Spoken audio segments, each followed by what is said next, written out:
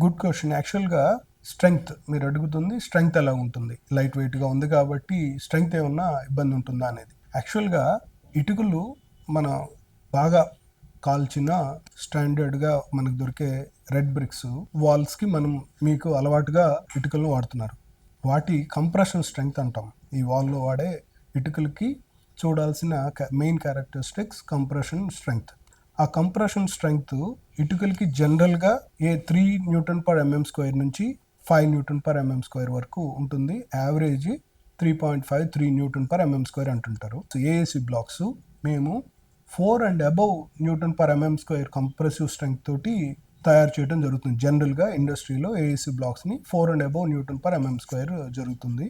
More than enough strength of the wall. అసలు ఈ వాల్స్ని మేము నాన్ స్ట్రక్చరల్ మెంబర్స్గానే యూజ్ చేయమని చెప్తాం. అంటే మన బిల్డింగ్లో అసలు వెయిట్ సూపర్ స్ట్రక్చర్ కాలమ్స్ బీమ్స్తోనే వెయిట్ అంతా లోడ్ ట్రాన్స్ఫర్ జరుగుతుంది ఫౌండేషన్లోకి.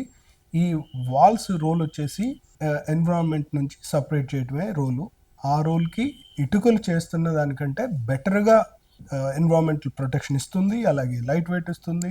కావాల్సిన బేసిక్ కంప్రెసివ్ స్ట్రెంగ్త్ ఇటుకల కంటే ఎక్కువ కూడా ఉంటుంది. అలాగే ఏ విధంగా చూసినా స్ట్రెంగ్త్ పాయింట్ ఆఫ్ వ్యూలో కానీ, కన్స్ట్రక్షన్ త్వరగా జరగటంలో కానీ, అలాగే కట్టిన తర్వాత యూసేజ్లో మనకి పవర్ సేవింగ్లో కానీ, కంఫర్ట్ లివింగ్లో కానీ అన్ని విధాలుగా ఏఏసి బ్లాక్స్ ఇప్పుడు ఉన్న టెక్నాలజీస్లో one of the best advanced technologies to be used in wall construction.